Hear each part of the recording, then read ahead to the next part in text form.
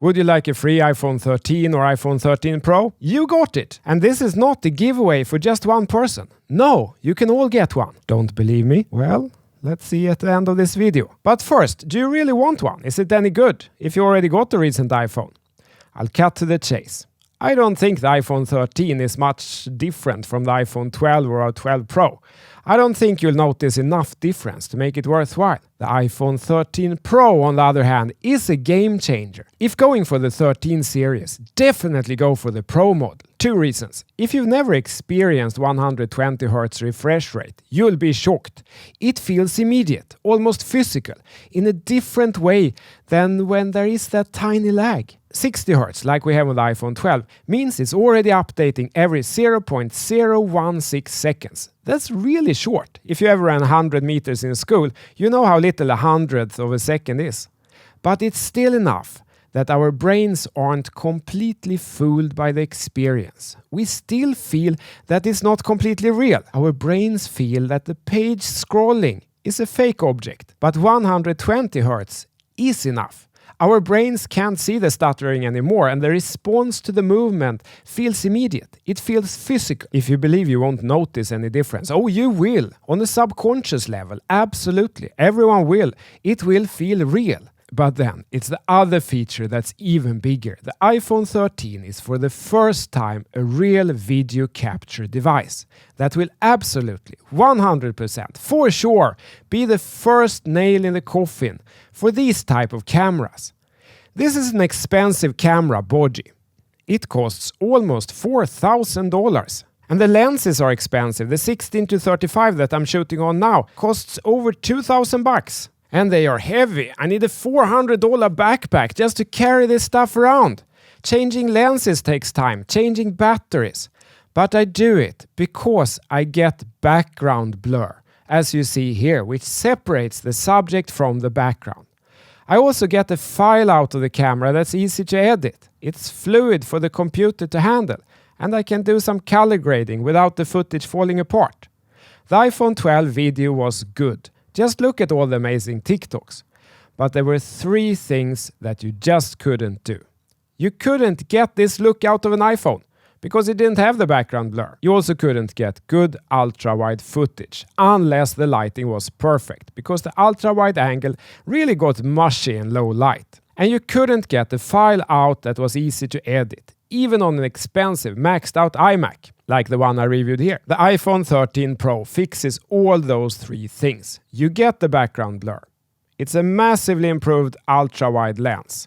And you can get ProRes files. The last 2 are only on the Pro model. It's also worth noting that you don't need to buy the Pro Max this time to get the best cameras, meaning the 13 Pro is really the model to go for. Of course, in many ways, these big cameras are still much better. The iPhone 13 can only do the background blur up to 1080p 30 fps. Here you get 4K and 120 fps. But in some other ways, the iPhone might be even better. We saw how the iPhone 12 already have better dynamic range than even the best cinema cameras, because it combines multiple exposures. I think for many people who start out, the quality of the video will be good enough. They will never buy this backpack full of stuff. They'll just take out their phone from their pockets and start recording. And as someone who has been part of creating the mobile industry, I'm of course a little bit proud of this. So now that we've established that we want it, how to get it for free? Sounds too good to be true, right? It's not. You just have to transition from a consumer mindset to an investor mindset. Leverage your technology insight instead of giving it away. If you're on this channel, you have a mind for tech.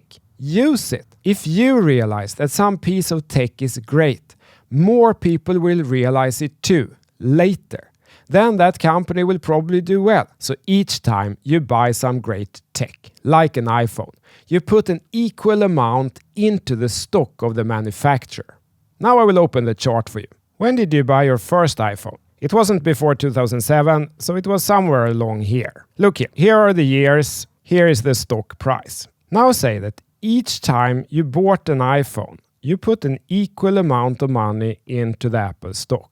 You can pause the video here and calculate how much money you would have had now, and tell me in the comments if it would have given you free iPhones or not. Okay, great, but why am I saying this only now? No, I literally said it on this channel a year ago, and now I'm saying it again.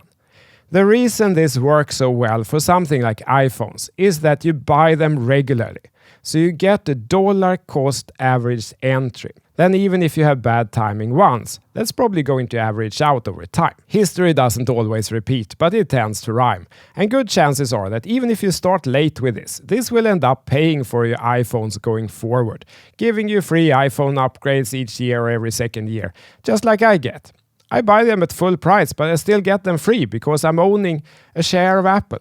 There is a little more to it though. There are some beginner mistakes to avoid, which will massively increase your chances for this to work out for you. For example, use a stop loss. Don't hold on the way down. Cut the losses quickly and hold the winning entries instead. This channel called CTO Larsson Tech that you're watching now is my tech channel. My more serious financial education channel is this one up here. That's only called CTO Larsson. I recommend to subscribe to both and then watch this video. See you in that video. CTO Larsson out. Hej då!